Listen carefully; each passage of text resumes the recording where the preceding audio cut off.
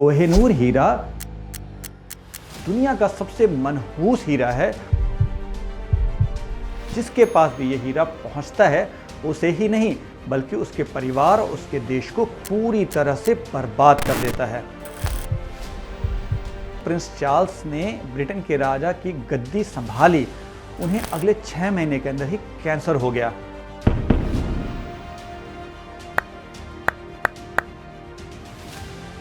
इस हीरे की वजह से एक एक कर दुनिया के कई साम्राज्य और राजवंश बर्बाद हो गए।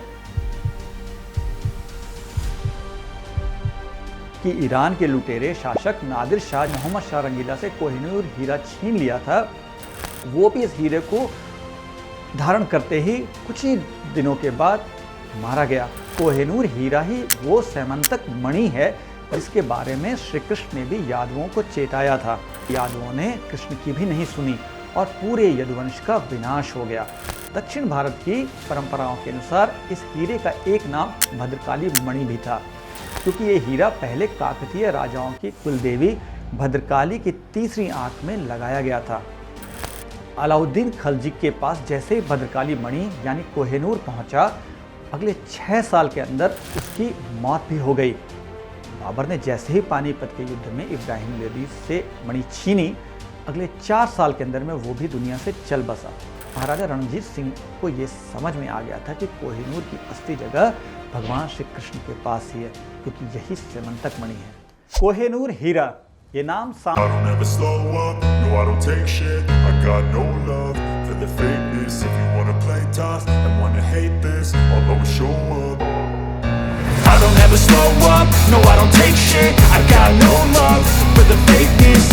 play tough and wanna hate this, I'll always show up and make a statement. I don't ever slow up, no I don't take shit. I got no love for the fakeness. If you wanna play tough and wanna hate this, I'll always show up and make a statement. Everything I do so instinctive and so passionate. Every word I move so descriptive like an adjective. I got a vendetta against people who patented being negative when you should be getting after it. I got facts over tracks, this and that. Spitting slow, spitting fast. I could roast, I could gas. Think I'm okay at last, but I don't know if that can erase all the past. And the pettiness, a reflection of the emptiness. Hilarious, you think you're worth my time, you're delirious. Mysterious, because you hide behind a fake exterior. Inferior, you know I'll always be a bit superior. Get off of me, this ain't no humble brag. I want you to hear words, you can say them back. I want you to feel free from the chains at last, and to believe in what you got, it was built to last, yeah. Now that I've been put through hell, I never got anyone's help. I had to do it all myself. I don't ever slow up, no I don't take shit. I got no love for the fakeness. If you wanna play tough and wanna hate this, I'll always show up and make a statement. I don't ever slow up, no I don't take shit. I got no love for the fakeness. If you wanna play tough and wanna hate this, I'll always show up and make a statement. Gonna learn the consequence of being incompetent. Mental health is confidence, dreams and some honestness. I'm not here to save the day, that's for you to take away. I could play a million mind games, but instead I say something not illogical, something that is topical. Rub it on and watch it go, make yourself unstoppable. Dreams are irresponsible, but they're always possible. If you just believe, you could be so remarkable. Thoughts in my head, a collage and they spread. I'll be great one day, going off of my meds. No, I'm not giving up, no, I'm not giving in. I will make it to the top, taking off in the wind. I gotta make it, I'm saving every day to taste it. I'm patient, but my mind, it can hardly take it. I'm chasing a dream that I've had for several ages. A vacant, modern kingdom for the taking. Now that I've been put through hell, I never got anyone's help. I had to do it all myself.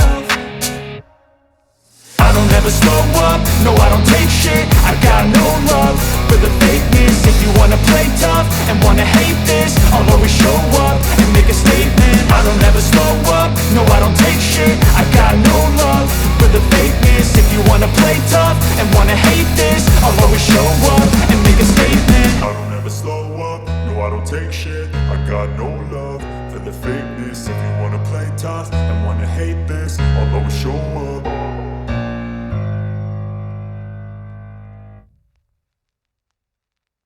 और उसका साम्राज्य अचानक ध्वस्त हो गया।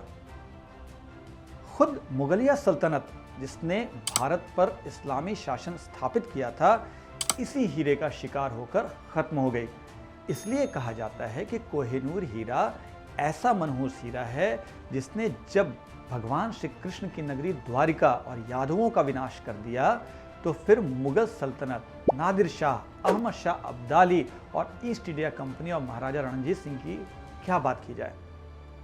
कहते हैं कि कोहिनूर हीरा ही वो सैमंतक मणि है जिसके बारे में श्री कृष्ण ने भी यादवों को चेताया था, लेकिन द्वारिका के यादवों ने कृष्ण की भी नहीं सुनी और पूरे यदुवंश का विनाश हो गया और द्वारका नगरी भी समुद्र में समा गई। क्या सच में कोहिनूर ही सैमंतक मणि है?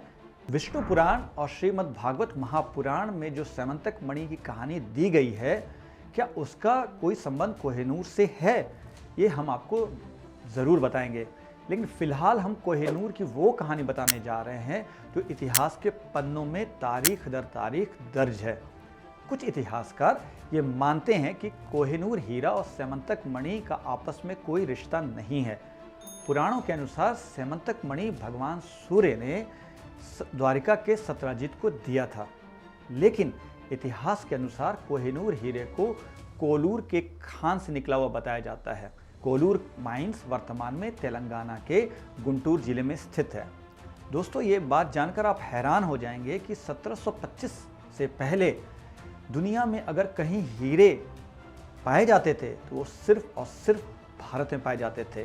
1725 में ब्राज़ील में जब हीरे की खान की खोज हुई तब भारत के अलावा ब्राज़ील दुनिया का दूसरा देश बना जहां हीरे की खानें थीं।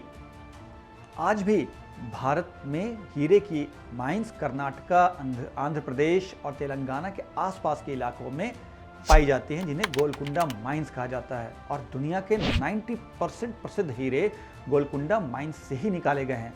कोहिनूर को भी कोलूर माइंस से ही निकाला गया होगा, ऐसा इतिहासकारों का दावा है, पर इस पर पक्के तौर पे न तो भूगर्भ शास्त्री एकमत है और न ही इतिहासकार। कोलूर माइंस पर हीरे निकालने का काम ही एक्चुअली 16वीं शताब्दी के समय शुरू हुआ था, जिसका उल्लेख मुगल काल में भारत की यात्रा करने वाला यात्री ट्रेवेनियर पहली बार करता है। वो कहता है कि इस इलाके में हीरे की खानों में प्रतिदिन 60,000 से लगभग 3 लाख लोग काम करते थे, लेकिन 15वीं सदी से पहले इस स्थान पर हीरे की माइन से खुदाई कर हीरे निकालने का कोई प्रमाण मिलता ही नहीं है, बल्कि इन इलाकों में हीरे नदियों के पास खुद ब खुद ज़मीन के बाहर पाए जाते थे। इसलिए कोलूर माइंस से कोहिनूर हीरे की खुदाई कर उसे निकालने का दावा बिल्कुल संदेहास्पद है। कोहिनूर को कोलूर माइंस से निकाला गया, इसका दावा बहुत बाद में एक अंग्रेज़ अधिकारी हेनरी हावर्ड ने किया था जब वो भारत से इंग्लैंड लौटा था। यहीं से ये कहा जाने लगा कि ये हीरा कोलूर माइंस से निकाला गया है, लेकिन इस अधिकारी के पास दावे को साबित करने के लिए कोई तथ्य उस समय भी नहीं था। ईस्ट इंडिया कंपनी का अधिकारी रहा मेटकाफ, जिसने महाराजा दलीप सिंह के जरिए महारानी विक्टोरिया को कोहिनूर हीरा दिलवाया था, वो तो लिखता है कि ये हीरा महाभारत काल में श्री कृष्ण के समय से मौजूद है। इसलिए भी ये दावा कि कोहिनूर हीरा कोलूर माइन से ही निकाला गया था संदेहों के दायरे में आता है। लेकिन आखिर कोहिनूर हीरा कहाँ से आया और कैसे इसने इतनी तबाही मचाई, इसको लेकर इतिहासकारों को आज भी कुछ समझ में नहीं आ रहा है। अगर ये श्री कृष्ण के समय से ही भारत में मौजूद था तो श्री कृष्ण के वैकुंठ जाने के बाद ये हीरा किन किन राजाओं के पास रहा, इसके बारे में इतिहास और पुराण दोनों ही मौन हैं। दक्षिण भारत की परंपराओं के अनुसार इस हीरे का एक नाम भद्रकाली मणि भी था, क्योंकि ये हीरा पहले काकतीय राजाओं की कुलदेवी भद्रकाली की तीसरी आंख में लगाया गया था। इस हीरे को कोहिनूर का नाम पहली बार 1739 में ईरान के लुटेरे नादिर शाह ने दिया था। इसके पहले बाबरनामा में बाबर एक ऐसे हीरे का जिक्र करता है जो इतना कीमती था कि उसकी कीमत पूरे संसार के लोगों के एक दिन के वेतन के बराबर माना जाता था। बाबर ने भी इस हीरे का असली नाम नहीं बताया है, लेकिन बाबर ने यह ज़रूर बताया है कि यह हीरा सबसे पहले मालवा के राजा के पास था। कहते हैं कि मालवा के राजा को 1306 ईस्वी में इसे जबरन काकतीय राजा प्रताप रुद्रदेव को सौंपना पड़ा था, जिसे प्रताप रुद्रदेव ने अपनी कुलदेवी माँ भद्रकाली की तीसरी आंख पे लगा दिया था। शायद काकतीय वंश ये जानता था कि इस मणि को या तो कोई स्त्री धारण कर सकती है या फिर कोई देवी या देवता। अगर इसे किसी पुरुष ने धारण कर लिया तो उसके वंश का नाश हो जाएगा। लेकिन अगर ये वही स्यमंतक मणि ही थी तो शायद रुद्रदेव को भगवान श्री कृष्ण का वो वचन याद नहीं रहा होगा कि इस मणि को किसी भी ने भी अगर अपवित्रता या अहंकार या लोभ से लिया हो तो वो उसका भी विनाश कर देता है। ऐसा ही हुआ भी। सिर्फ 4 सालों के अंदर में 200 साल पुराना और ताकतवर काकतीय साम्राज्य अलाउद्दीन खलजी के सेनापति मलिक काफूर के सामने ढेर हो गया। 1310 में जब अलाउद्दीन खलजी के सिपहसालार मलिक काफूर ने काकतीय वंश की राजधानी उरुवेलू, जिसे आज वारंगल जिला कहा जाता है, उस पर हमला किया तो उसने इस हमले में वारंगल के पास काकतीय राजाओं की कुलदेवी भद्रकाली की तीसरी आंख के तौर पर लगी इस मणि को भी निकाल लिया और इसे अपने सुल्तान अलाउद्दीन खलजी को सौंप दिया। लेकिन मलिक काफूर भी ये नहीं जानता था कि भद्रकाली मणि या स्यमंतक मणि को या तो कोई महिला या देवी या देवता ही धारण कर सकते हैं। अगर इससे किसी अपवित्र, अधर्मी, अहंकारी या कई विवाह करने वाले पुरुष ने धारण कर लिया तो वो चक्रवर्ती सम्राट तो बन सकता है, लेकिन साथ में उसके जीवन में दुर्भाग्य का ऐसा सिलसिला शुरू होगा जो उसके सारे वंश को और उसके साम्राज्य को तबाह कर देगा। उसे विद्रोह, अकाल, षड्यंत्रों का ऐसा सामना करना पड़ेगा जो सिर्फ तबाही लाता था। अलाउद्दीन खलजी के पास जैसे ही भद्रकाली मणि यानी कोहिनूर पहुंचा, अगले 6 साल के अंदर उसके जीवन में सिर्फ तबाही ही तबाही आ गई। अलाउद्दीन खलजी को कोढ़ की बीमारी हो गई, उसे जलोदर जैसा भयंकर रोग हो गया। इसके बाद बड़ी बुरी स्थिति में उसकी मौत भी हो गई। अलाउद्दीन खलजी की मौत के बाद उसके साम्राज्य में एक एक कर कई शासक बने, लेकिन अगले 4 साल के अंदर ही खलजी वंश पूरी तरह तबाह हो गया। भद्रकाली मणि या स्यमंतक मणि या कोहिनूर ने अपना कहर खलजी वंश पर बरपा दिया था। दिल्ली सल्तनत में अब भद्रकाली मणि के जरिए माँ भद्रकाली ने तांडव शुरू कर दिया। और इसके बाद गयासुद्दीन तुगलक जब दिल्ली की गद्दी पर बैठा तो लगातार वो अपने राज्य को बचाने के लिए दौड़ता भागता रहा। बंगाल के विद्रोह को किसी तरह से दबाकर वो दिल्ली लौट ही रहा था कि अचानक दिल्ली की सीमा पर एक पंडाल के गिर जाने से उसकी मौत हो गई। इसके बाद दिल्ली की गद्दी पर मोहम्मद बिन तुगलक बैठा। मोहम्मद बिन तुगलक ने 25 साल शासन तो किया, लेकिन वो इस मणि की वजह से पूरी तरह से पागलों की तरह व्यवहार करता रहा। उसे भारत का सबसे सनकी सुल्तान भी कहा जाने लगा। इस दिव्य मणि ने उसके मस्तिष्क को ऐसा अस्थिर किया कि कभी वो अपनी राजधानी बदलता और इसमें ही हजारों लोग दिल्ली से दौलताबाद जाने के चक्कर में मर गए, तो कभी वो ऐसे प्लान बना देता जिससे राज्य में सूखे की स्थिति आ जाती और अकाल से हजारों लोग मर जाते, तो कभी वो नई मुद्रा लेकर आ जाता था जिससे उसके राज्य की अर्थव्यवस्था ही ठप हो जाती थी। आखिर में एक जगह से दूसरी जगह विद्रोह को दबाते दबाते वो पागल होकर मर गया।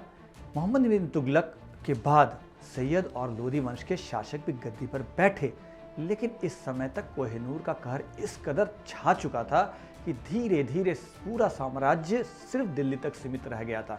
आखिर में पानीपत की पहली लड़ाई में इब्राहिम लोदी को बाबर ने पराजित कर दिया और आगरा पर अधिकार कर भद्रकाली मणि यानी स्यमंतक मणि पर कब्जा कर लिया। बाबर ने अपनी आत्मकथा में इस हीरे का जिक्र किया है और कहा है कि इस हीरे की कीमत इतनी ज़्यादा थी कि यह संसार की सारी आबादी को एक दिन के लिए खाना खिला सकता था। अब बाबर के साथ क्या हुआ ये भी जानना ज़रूरी है। बाबर ने जैसे ही पानीपत के युद्ध में इब्राहिम लोदी से मणि छीनी, अगले 4 साल के अंदर में वो भी दुनिया से चल बसा। पहले बाबर का बेटा हुमायूं बीमार पड़ा। इसके बाद बाबर ने यह दुआ की कि उसके बेटे की बीमारी उसे लग जाए, तो ऐसा ही हो गया। हुमायूं की बीमारी तो ठीक हो गई, लेकिन बाबर महज 48 साल की उम्र में चल बसा। हुमायूं दिल्ली की गद्दी पर बैठा, उसके पास ये मणि भी थी और इस मणि का शाप भी हुमायूं पर लगा। हुमायूं का पूरा जीवन एक जगह से दूसरी जगह भागते हुए बीता।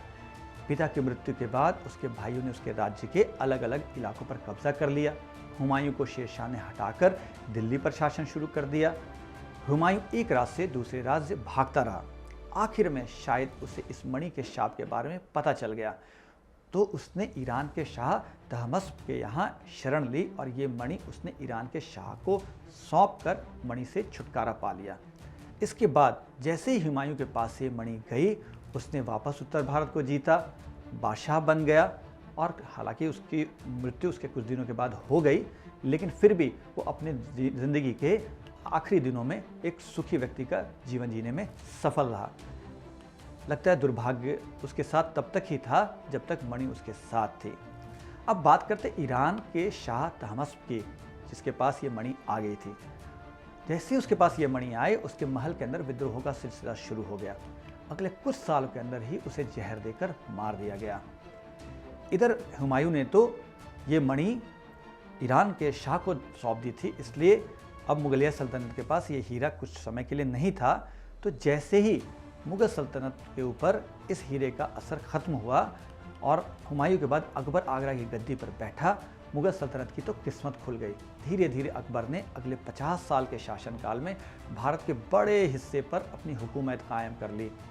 चूँकि मणि अब ईरान जा चुकी थी, इसलिए अकबर के बाद उसके बेटे जहांगीर ने भी मुगलिया ताकत की हनक को बरकरार रखा। जहांगीर के बेटे शाहजहां ने भी जब मुगलिया सल्तनत की गद्दी संभाली तो शुरू में उसने भी बड़े ही अच्छे से शासन संभाला, लेकिन अचानक ही उसके पास कहीं से ये हीरा वापस आ गया। ये हीरा कब शाहजहां को वापस मिला और कैसे मिला, इसके बारे में इतिहासकार मौन है। लेकिन शाहजहां ने जब 1635 में अपने मयूर सिंहासन, जिसे तख्ते ताउस भी कहा जाता है, उस पर सेमंतक मणि या कोहिनूर को लगाया, तो उसके बाद से शाहजहां को न केवल कई विद्रोहों का सामना करना पड़ा, बल्कि उसके बेटों के बीच अगले कुछ सालों में ही उत्तराधिकार का भयंकर युद्ध छिड़ गया। उसके सबसे प्रिय बेटे दारा शिकोह को उसके ही बेटे औरंगजेब ने मार डाला और शाहजहां को भी गद्दी से उतारकर उसे नज़रबंद कर दिया। शाहजहां के आखिरी साल अपनी बेटी जहांआरा के साथ आगरा के किले में कैद होकर ही बीते। औरंगजेब ने तख्ते ताउस पर बैठकर दिल्ली का शासन संभाला तो, लेकिन औरंगजेब का भी पूरा शासनकाल सिख, मराठा, बुंदेला विद्रोहों को दबाने में ही बीत गया। उसका 50 साल का शासनकाल एक जगह से दूसरी जगह भागते भागते बीता। उसी के समय छत्रपति शिवाजी महाराज ने मुगल सल्तनत के पतन की नींव खोद दी। औरंगजेब की मृत्यु भी बहुत निराशा के माहौल में हुई। उसके बाद उसका बेटा मोहम्मद शाह रंगीला जब गद्दी पर बैठा तो उसके समय में मराठों, सिखों ने अपनी सत्ता पूरी तरह से कायम कर ली थी और मोहम्मद शाह सिर्फ भोग विलास में डूब गया। मुगलिया सल्तनत धीरे धीरे खत्म होती गई और इस पर आखिरी कील मारी 1739 में ईरान के बादशाह नादिर शाह ने, जो भारत को लूटने के इरादे से भारत आया था और उसने एक ही दिन में दिल्ली में करीब 1 लाख लोगों का कत्लेआम कर दिया था। नादिर शाह ने मोहम्मद शाह रंगीला से वो मणि भी छीन ली और उसे ईरान ले गया। पहली बार नादिर शाह ने इस हीरे का नाम कोहिनूर यानी रोशनी का पर्वत रखा। नादिर शाह ने कोहिनूर लगे उस तख्ते ताउस पर भी कब्जा कर लिया। अब एक बार फिर कोहिनूर हीरा अपनी मनहूसियत को लेकर ईरान पहुंच चुका था। नादिर शाह उसी तख्ते ताउस पर बैठा जिस पर कोहिनूर हीरा लगा हुआ था। जैसे ही लुटेरा नादिर शाह ईरान पहुंचा, उसको पता चला कि उसके बेटे रज़ा कुली ने उसके खिलाफ षड्यंत्र कर दिया था और उसे हटाने की पूरी तैयारी कर ली थी। नादिर शाह ने अपने ही बेटे के विद्रोह को दबाने के लिए अपने बेटे को अंधा कर दिया। अगले 7 सालों में नादिर शाह को बहुत सारे विद्रोह का सामना करना पड़ा और आखिर में उसके ही भतीजे अली कुली ने साजिश कर उसकी हत्या करवा दी और अहमद शाह अब्दाली या अहमद शाह दुर्रानी के नाम से गद्दी पर बैठ गया। अपने आखिरी समय में नादिर शाह दुखी और चिड़चिड़ा हो चुका था। शायद कोहिनूर ने उसकी बुद्धि को पूरी तरह से भ्रष्ट कर दिया था। नादिर शाह की मौत के बाद तख्ते ताउस अचानक गायब हो गया और उसमें लगे हीरे जवाहरातों को भी गायब कर दिया गया था। अहमद शाह अब्दाली को पता था कि तख्ते ताउस पर कोहिनूर हीरा लगा हुआ था, इसलिए उसने इसकी खोज शुरू कर दी। हालांकि नादिर शाह की मौत के बाद ईरान से लेकर अफगानिस्तान में अफरा तफरी का माहौल था और अब्दाली के हाथ सिर्फ और सिर्फ अफगानिस्तान का ही राज्य आया, फिर भी उसे कोहिनूर हीरा चाहिए था। कहते हैं कि उसने कोहिनूर हीरे को प्राप्त करने के लिए नादिर शाह के पोते शाहरुख खान को बहुत टॉर्चर किया था और उसके मुकुट पर पिघलता हुआ शीशा डाल दिया था ताकि कोहिनूर हीरा का पता चल सके। आखिर में जब अब्दाली को हीरा मिल गया तो उसके भी बुरे दिन शुरू हो गए। अफगानिस्तान में लगातार विद्रोह शुरू हो गए। विद्रोह की वजह से उसे भारत हमला करना पड़ा। हालांकि भारत आकर उसने खूब लूटपाट की और पानीपत की तीसरी लड़ाई में मराठों को हराया भी, लेकिन अपने ही देश में वो विद्रोहों को दबाता फिर रहा था। आखिर में उसकी भी मौत हो गई। 50 साल की छोटी उम्र में उसकी नाक पे एक ऐसा ट्यूमर हो गया जिससे उसकी मौत दर्दनाक मौत में बदल गई। इसके बाद दुर्रानी साम्राज्य में भी गद्दी को लेकर ऐसी लड़ाई शुरू हुई कि आखिर में दुर्रानी साम्राज्य भी अगले 50 साल में पूरी तरह से ध्वस्त हो गया और अहमद शाह दुर्रानी का वंशज शाह शुजा दुर्रानी को भागकर लाहौर आना पड़ा, जहां उसने कोहिनूर हीरा महाराजा रणजीत सिंह जी को दे दिया। निश्चित तौर पर महाराजा रणजीत सिंह जी सिख साम्राज्य के सबसे महानतम शासकों में एक थे, लेकिन जैसे ही कोहिनूर हीरा उनके पास आया, उसने महाराजा के जीवन को ही नहीं बल्कि पूरे सिख साम्राज्य को अगले कुछ ही वर्षों में खत्म कर दिया। शेर पंजाब महाराजा रणजीत सिंह को कोहिनूर हीरे से इतना लगाव था कि वो हमेशा उसे अपनी एक ब्रेसलेट बनाकर बाह में पहनते थे। लेकिन कोहिनूर हीरे को पहनने के कुछ सालों के अंदर ही महाराजा के चेहरे पर पैरालिसिस का ऐसा अटैक आया कि वो कुछ भी बोलने में असमर्थ हो गए। बीमार महाराजा को ये समझ में आ गया था कि कोहिनूर की असली जगह भगवान श्री कृष्ण के पास ही है, क्योंकि यही सेमंतक मणि है। 1839 का साल था। महाराजा रणजीत सिंह पैरालिसिस की वजह से बहुत बीमार हो चुके थे। तब उन्होंने अपने पुत्र खड़क सिंह को अपना उत्तराधिकारी बनाया और अपने जीवन के आखिरी समय में कोहिनूर हीरे को पुरी स्थित भगवान जगन्नाथ के मंदिर को दान देने के लिए ब्राह्मण पुजारी भाई गोविंद राम जी को बुलाया।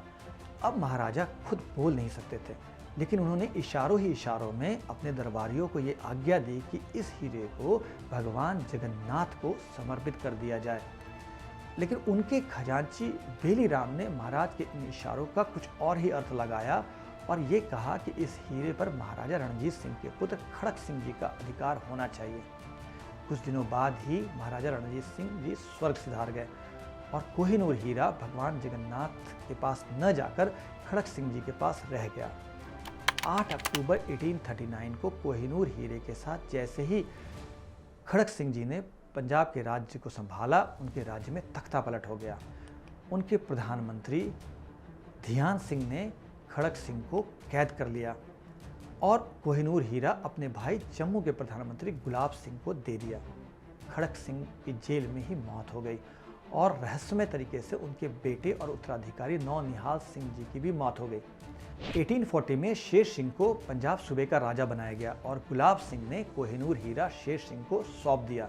शेर सिंह के पास जैसे ही कोहिनूर हीरा आया, उसके 1.5 साल के भीतर ही सितंबर 1843 में अजीत सिंह संधूवालिया ने तख्ता पलटकर शेर सिंह को मार डाला।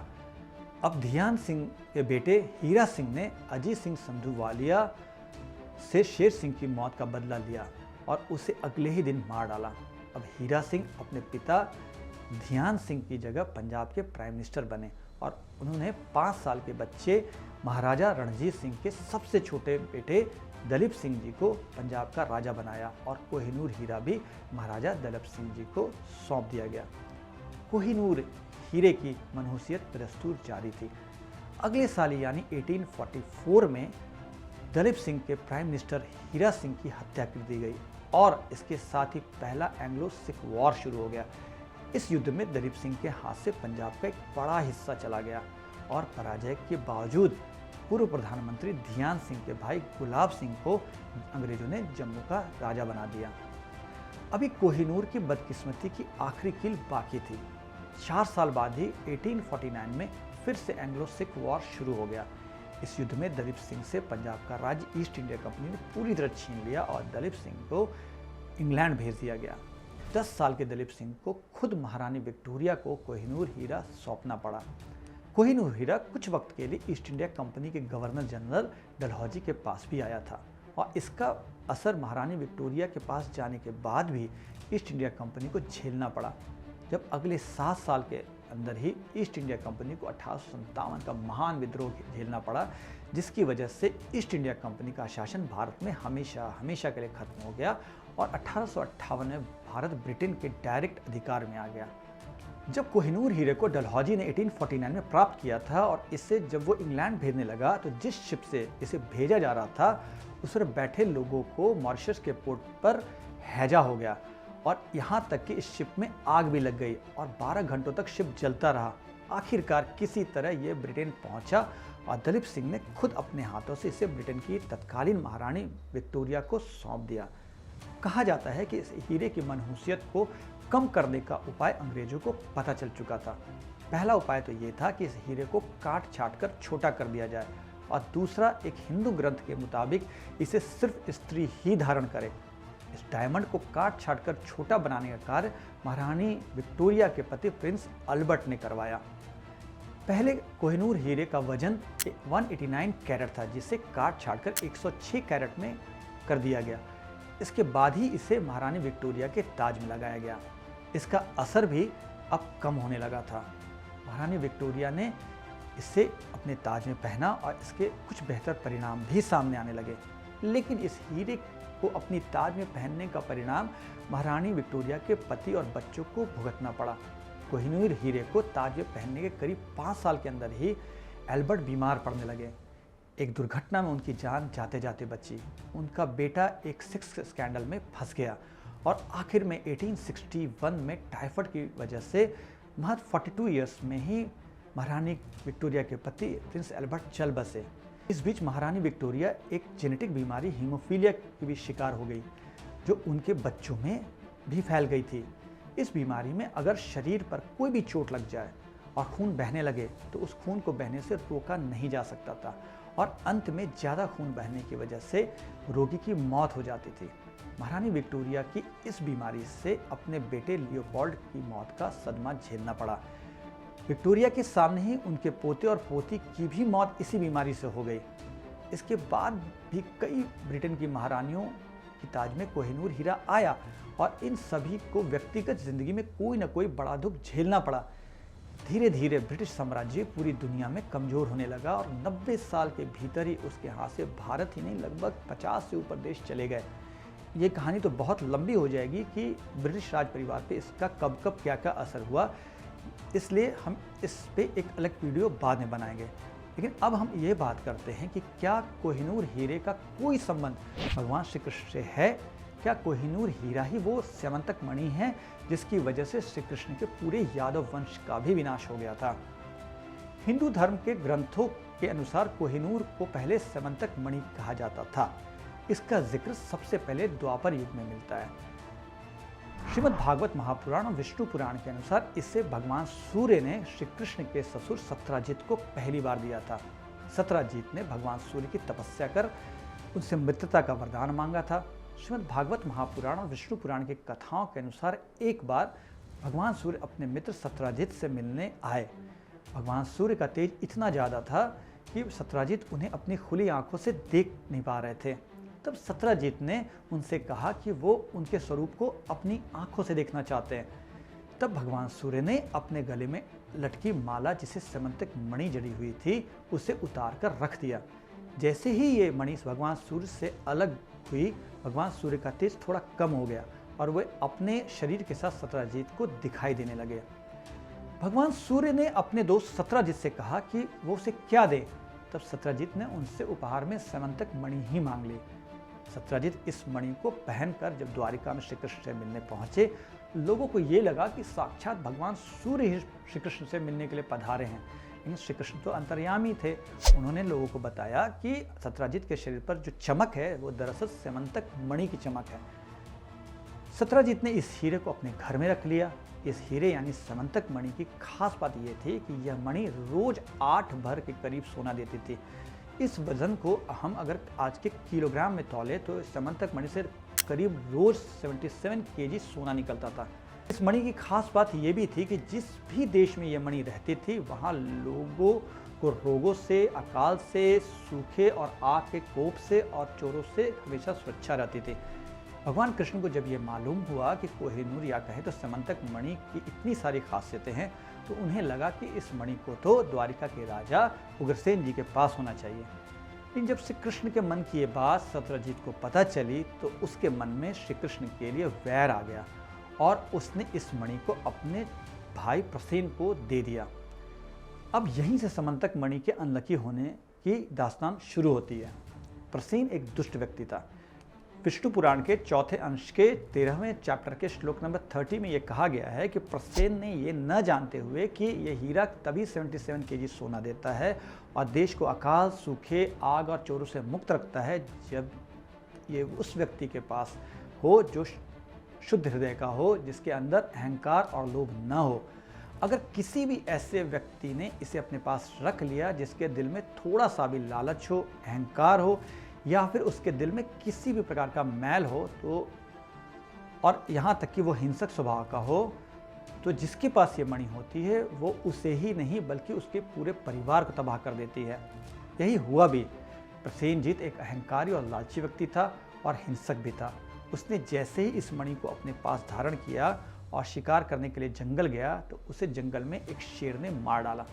अब जैसे ही हिंसक स्वभाव वाले शेर ने इस मणि को अपने मुंह में रखा तो उसे जंगल में रहने वाले श्री राम की सेना के रीछ जामवंत जी ने मार डाला।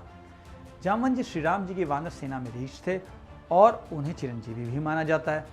दोस्तों, चिरंजीवी और अमर होने में बहुत बड़ा फर्क है। अमर वो होते हैं जो कभी भी नहीं मरेंगे, जबकि चिरंजीवी होने का अर्थ होता है जो कम से कम 2 युगों तक जीवित रहें। इसका चिरंजीवी की भी मौत हो जाती है। चिरंजीवी और अमर में क्या फ़र्क होता है, इसे जानने के लिए आप हमारे एक वीडियो को देख सकते हैं जो लिंक में हमने दे दिया है। तो जामवंत जी चिरंजीवी थे और सतयुग के वक्त ब्रह्मा जी के मुख से प्रकट हुए थे। उन्होंने श्री राम की वानर सेना के सहयोगी के रूप में लंका में युद्ध भी किया था, लेकिन अब उनकी आयु भी पूरी हो चुकी थी, तो उनके पास ये समंतक मणि उनकी मौत लेकर आई। जामवंत जी ने उसे अपने पास रख लिया और अपनी गुफा में अपने बच्चे, जिसका नाम सुकुमार था, उसको खेलने के लिए दे दिया। अब समंतक मणि यानी कोहिनूर ने अपना खेल दिखाना शुरू कर दिया था। द्वारिका में आते ही द्वारिका में झगड़े शुरू हो चुके थे। प्रसेन के गायब होने की खबर जैसे ही द्वारिका पहुंची तो वहाँ के लोगों ने ये कहा कि जरूर श्री कृष्ण ने ही ये काम किया है, क्योंकि वो ही समंतक मणि अपने पास लेना चाहते थे। श्री कृष्ण के ऊपर जब चोरी और हत्या का ये झूठा कलंक लगा तो श्री कृष्ण ने इस कलंक से मुक्ति के लिए प्रसेन की खोज शुरू कर दी। श्री कृष्ण द्वारिका के अपने कुछ लोगों के साथ प्रसेन को ढूंढते हुए जब जंगल पहुंचे तो उन्हें वहाँ प्रसेन की हड्डियाँ और कपड़े तो मिले और उन्हें ये भी पता चल गया कि प्रसेन को शेर ने मार डाला है। थोड़ी दूरी पर एक गुफा के पास वो शेर भी मारा पड़ा था, जिसके शरीर पर एक रीछ के हमलों के निशान थे। श्री कृष्ण उस गुफा के अंदर गए। जब श्री कृष्ण उस गुफा के अंदर गए तो वो देखते हैं कि एक बालक उस मणि के साथ खेल रहा है। श्री कृष्ण को देखकर उस बालक की धाय डर जाती है और चिल्लाने लगती है। उस शोर को सुनकर जामवंत जी वहाँ आ जाते हैं। जामवंत जी श्री कृष्ण के ऊपर झपट पड़ते हैं और दोनों के बीच विष्णु पुराण के अनुसार 21 दिनों तक और श्रीमद् भागवत महापुराण के अनुसार 12 दिनों तक युद्ध होता रहता है। आखिर में महाबलशाली जामवंत जी पराजित हो जाते हैं और वो समझ जाते हैं कि श्री राम ही श्री कृष्ण के स्वरूप में फिर से अवतरित हुए हैं। पराजित जामवंत जी ने अपनी पुत्री जामवंती का विवाह श्री कृष्ण से कर दिया और समंतक मणि भी श्री कृष्ण को लौटा दी। मत्स्य पुराण के अनुसार जामवंत जी की मृत्यु या मुक्ति श्री कृष्ण की ही कृपा से कुछ दिनों के बाद हो गई। हालांकि कुछ लोग आज भी जामवंत जी को जीवित मानते हैं, लेकिन उनके पास किसी भी प्रामाणिक ग्रंथ का कोई सबूत नहीं है। लेकिन जामवंती और समंतक मणि यानी कोहिनूर को लेकर जब श्री कृष्ण द्वारिका लौटे तो उन्होंने इसे अपने पास नहीं रखा और अपनी कलंक की मुक्ति के लिए उन्होंने इसे सत्राजित को वापस कर दिया। अब सत्राजित ने भी श्री कृष्ण पर झूठा कलंक लगाया था। इस शर्मिंदगी से बचने के लिए उसने अपनी पुत्री सत्यभामा का विवाह श्री कृष्ण से करा दिया।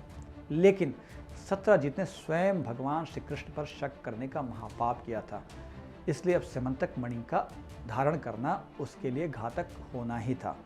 सो जैसे ही सत्राजित ने अपनी बेटी सत्यभामा जी का विवाह श्री कृष्ण से किया, उसके मन के पाप की वजह से समंतक मणि ने अपना असर दिखाना शुरू कर दिया। दरअसल सत्यभामा जी से द्वारिका में 3 लोग विवाह करना चाहते थे, अक्रूर जी, शतधन्वा और कृतवर्मा। इन तीनों को सत्यभामा और श्री कृष्ण के विवाह की बात बहुत बुरी लगी। शतधन्वा ने साजिश कर श्री कृष्ण के ससुर और सत्यभामा के पिता सत्राजित की सोते वक्त हत्या कर दी। सत्राजित के मन में कृष्ण को लेकर जो महापाप जन्मा था, उसकी बलि समंतक मणि ने उनकी हत्या करवाकर ले ली थी। अब शतधन्वा ने इस समंतक मणि को अपने कब्जे में कर लिया। चूंकि शतधन्वा ने हत्या का महापाप किया था, इसलिए ये तो तय था कि स्यमंतक मणि उसके लिए भी अन्न की होने जा रही थी। यही हुआ भी। जब सत्यभामा ने अपने पिता की हत्या की बात श्री कृष्ण को बताई तो विष्णु पुराण के अनुसार श्री कृष्ण ने बलराम जी से कहा कि प्रसेन को तो शेर ने मार दिया और सत्यजित को शतधन्वा ने मार दिया, तो अब स्यमंतक मणि पर हम दोनों का समान अधिकार होना चाहिए। इसलिए हमें ससुर सत्यजित के हत्यारे शतधन्वा को मारकर उस मणि को अपने कब्जे में कर लेना चाहिए। जब शतधन्वा को यह पता चला कि श्री कृष्ण और बलराम जी उसे मारने के लिए आ रहे हैं, तो उसने कृतवर्मा और अक्रूर जी से सहायता की प्रार्थना की, लेकिन दोनों ने श्री कृष्ण और बलराम को भगवान का अवतार मानकर शतधन्वा की सहायता करने से बिल्कुल मना कर दिया। शतधन्वा ने हार के ये हीरा अक्रूर जी को सौंप दिया और खुद वो जंगल अपनी जान बचाने भाग गया। लेकिन देखिए स्यमंतक मणि क्या क्या खेल दिखाती है। श्री कृष्ण और बलराम जी में भी मतभेद करा देती है। विष्णु पुराण के अनुसार जब शतधन्वा भाग रहा था तो श्री कृष्ण ने अपने भाई बलराम जी से कहा कि आप रथ पे बैठिए, मैं शतधन्वा को दौड़कर पकड़ता हूँ, उसे मार डालता हूँ। बलराम जी ने भी ऐसा ही किया। शतधन्वा का पीछा कर जब श्री कृष्ण ने अपने चक्र से उसका सिर धड़ से अलग कर दिया और इसके बाद मणि की खोज शुरू की, तो श्री कृष्ण को उसके पास से मणि मिली नहीं। तो वो निराश होकर बलराम जी के पास लौटे और श्री कृष्ण ने बलराम जी से कहा कि मणि तो शतधन्वा के पास नहीं मिली। लेकिन बलराम जी को इस बात पे संदेह हो गया। बलराम जी को ऐसा लगा कि श्री कृष्ण ने मणि छिपाकर रख ली है। बलराम जी को बहुत जल्दी क्रोध भी आता था। अब इससे क्रोधित होकर के सदा सदा साथ रहने वाले बलराम जी ने श्री कृष्ण जी का साथ छोड़ दिया और वो मिथिला चले गए और राजा जनक के यहाँ रह करके राजकुमारों को गदा युद्ध सिखाने लगे। यहीं पर दुर्योधन ने भी बलराम जी से गदा युद्ध की ट्रेनिंग ली थी। 3 वर्षों के बाद किसी तरह बलराम जी और श्री कृष्ण के मतभेद द्वारिका के विद्वान लोगों ने दूर किए और बलराम जी द्वारिका वापस लौट आए। अब स्यमंतक मणि तो अक्रूर जी के पास आ गई थी। अब अक्रूर जी के साथ स्यमंतक मणि का रिश्ता अद्भुत है। अक्रूर जी धर्म के स्वरूप थे। वो हमेशा यज्ञ करते रहते थे। उनके मन में कोई भी पाप नहीं रहता था और न ही वो किसी प्रकार के भोग विलास या अहंकार या लोभ की प्रवृत्तियों से ग्रस्त थे।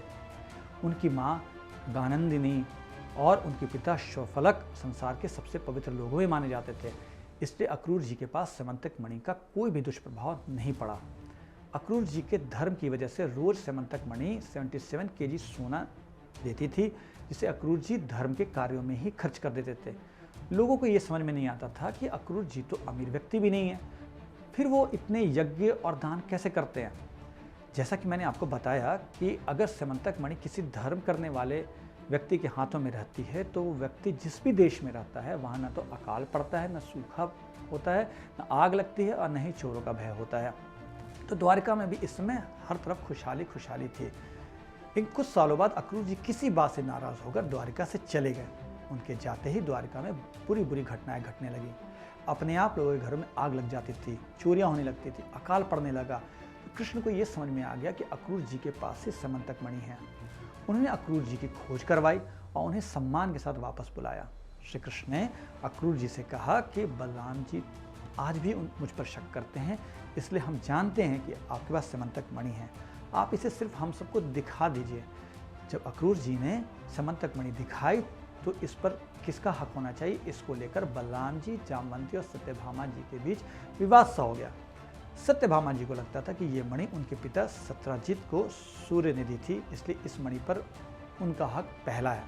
जामवंती जी का मानना था कि उनके पिता जामवंत ने इसे शेर से प्राप्त किया था, इसलिए उनका भी इस पर हक है। और बलराम जी को लगता था कि श्री कृष्ण ने उनसे कहा था कि चूंकि सत्यजित को ये सूर्य से मिला था और उसके कोई पुत्र नहीं था, इसलिए इस पर उनका और श्री कृष्ण का बराबर अधिकार है। लेकिन श्री कृष्ण जानते थे कि स्यमंतक मणि चाहे कितनी भी पवित्र और धर्मात्मा व्यक्ति के पास रहे, वो अपना बुरा असर आज नहीं तो कल दिखाएगी ही। इसलिए उन्होंने स्यमंतक मणि के दुष्प्रभाव से सबको बचाने के लिए, खासकर अपने परिवार को बचाने के लिए इस पर एक फैसला दिया। विष्णु पुराण के अनुसार श्री कृष्ण ने सबसे पहले अपने दावे को खारिज करते हुए कहा कि चूंकि उनकी 16,000 रानियां हैं, इसलिए वो इस मणि को नहीं रख सकते हैं। और इसी तर्क के अनुसार सत्यभामा और जामवंती जी को भी इसे रखने का अधिकार नहीं है।